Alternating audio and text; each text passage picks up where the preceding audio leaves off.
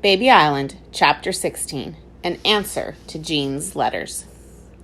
After the storm, Christmas Day dawned clear and bright. As soon as she was awake, Jean rubbed her eyes and looked at the row of stockings.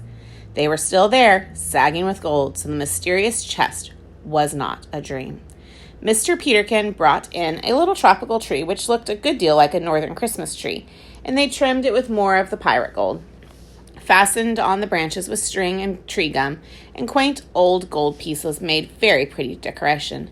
After the tree was trimmed, and they had dressed the babies and eaten breakfast and milked the goats, Mr. Peterkin, with his whiskers floured to look like Santa Claus, handed out the gifts. Besides the stockings full of gold, which Mr. Peterkin seemed to consider of scarcely any consequence, he brought in a number of mysterious objects of which he was evidently very proud. It appeared that while the girls had been spending hours on presents, which were all swept away with the teepee, the good old seaman had not been idle. He had made a little bamboo chair for his Lizzie and a hardened teething ring for Jonah, on which Jonah immediately celebrated by cutting his second tooth. For the twins, he had made rattles by wiring together a couple of shells with tiny pebbles enclosed between them, and a neat handle of bent wire. As the delicate final touch, Elisha's shells were pink and Elijah's were pale blue. For Mary and Jean, Mr. Peterkin had carved 2 baskets out of coconut shells, highly polished with their names carefully engraved upon the sides. "But these are beautiful!" cried Mary. "Better than gold?" asked Mr. Peterkin hopefully. "Better than gold," said Mary, "because you made them your very own self." Even Halfred and Charlie had gifts. Large pieces of hardtack decorated with red berries and green leaves. "Well, what's to stop us from having our dinner?" inquired Mr. Peterkin when the gifts had been distributed, and this time Mary did not make him listen to a sermon. Indeed, he did not seem in need of quite so many texts today. The girls bustled about the stove and larder, and presently such a meal was served up as Mr. Peterkin's shanty had never known before. Roast wildfowl, hot biscuits, baked breadfruit, bamboo shoots for salad, and with a grand climax of plum pudding for the elders and custard for the babies. As the plum pudding, steaming hot and wreathed in laurel leaves, was borne to the table, Mr. Peterkin started the phonograph to play in the shade of the old apple tree. Halfred commenced to sing, Charlie to dance, and the babies to bounce themselves up and down in their chairs and beat on the table with their spoons. Jean and Mary joined in the fun with shouts of laughter, and Mr. Peterkin suddenly began to do a sailor's hornpipe.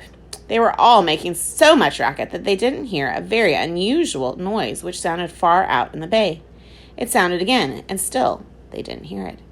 It was only when everyone fell silent to watch Mary cut the pudding that they heard it, the hoarse blast of a steamer whistle.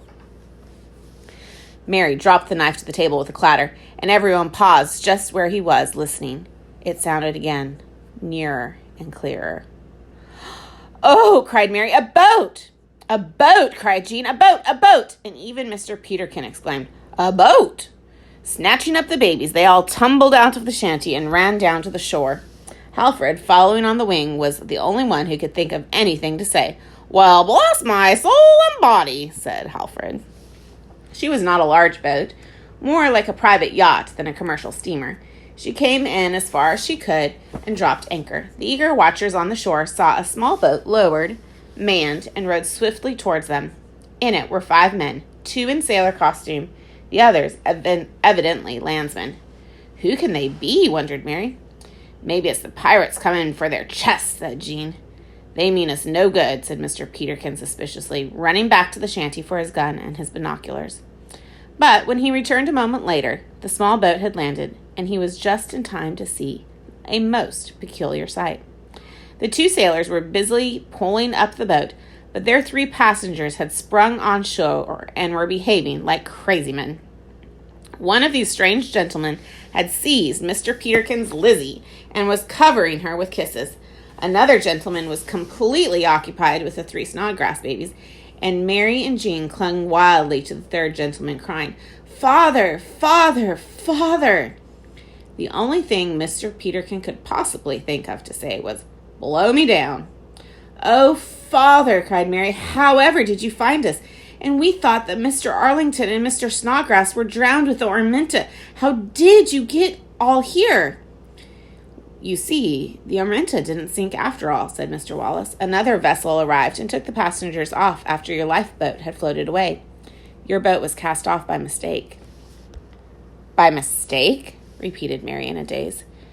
In the first alarm, people thought the steamer would sink before help could reach her, and in the confusion, your boat was cast adrift too soon. But that's all long past. The great miracle is that we have found you. But how did you know where to find us, Father? Cried Mary. It was difficult, said her father. We have been cruising around in these waters for some time now. Mr. Arlington hired the yacht and took us all with him, but we knew that you were alive and well and somewhere near. How did you know that, Daddy? Why, because of Jean's letters to Aunt Emma, of course. Jean's letters to Aunt Emma? Yes, indeed. They were picked up here and there, always in these waters. One of them was mailed to Aunt Emma, and 2 or 3 others were reported to the government or to the shipping companies, and we were able to get a hold of them. We never could have found you without them. Dear me, said Jean, as surprised as anybody. I am a smart girl after all, aren't I? On board the yacht were Mrs. Snodgrass and Mrs. Arlington, and the poodle, and the family reunions that day were beautiful. Mr. Peterkin looked on with ever-softening heart. Touchin', I calls it, he murmured to himself. Touchin', if you ask me. There were so many places of interest on the island to show the parents that it was decided not to leave until the next day. They must see the sight of the teepee, the path through the jungle, the Christmas tree, and have a taste of Mary's pudding. But when they entered the shanty, they were amazed to see that the pudding had almost entirely vanished. On either side of the table sat Charlie and Halford with fat stomachs and drowsy eyes. Their guilty looks betrayed them. Never mind, cried Mrs. Arlington. There's lots of food on board the yacht, and some day Mary shall make us another pudding. And there weren't no garlic in it either, lamented Mr. Peterkin.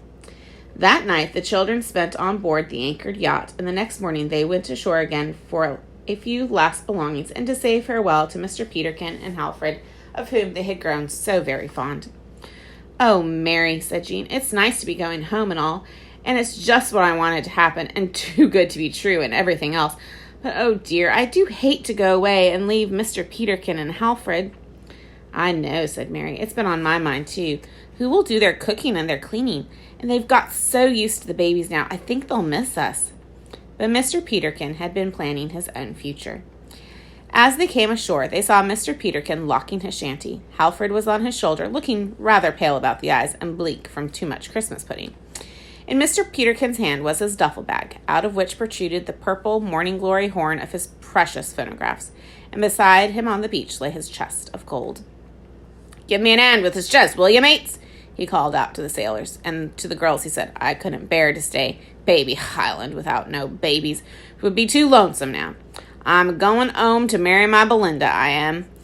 Oh, Mr. Peterkin, I'm so glad you've seen the light, cried Mary. And to Mr. Peterkin's great embarrassment, Jean repeated what she did on the day before, on Christmas Eve. She threw her arms around Mr. Peterkin's neck and kissed him on the nose.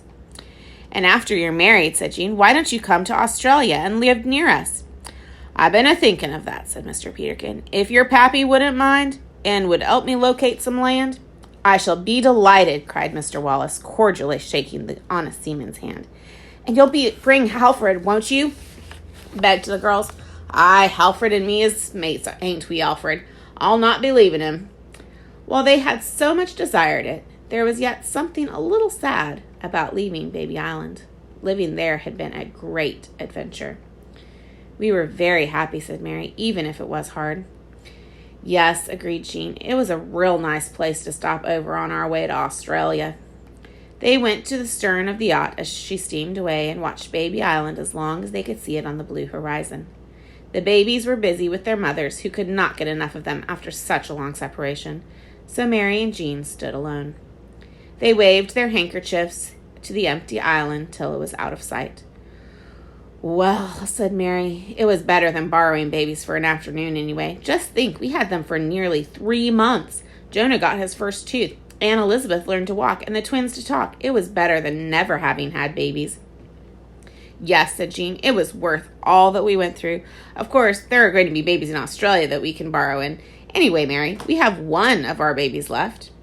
Prince Charlie, who had been swinging in the rigging by his tail, leaped down to her shoulder and put his skinny little arms around her neck. The end.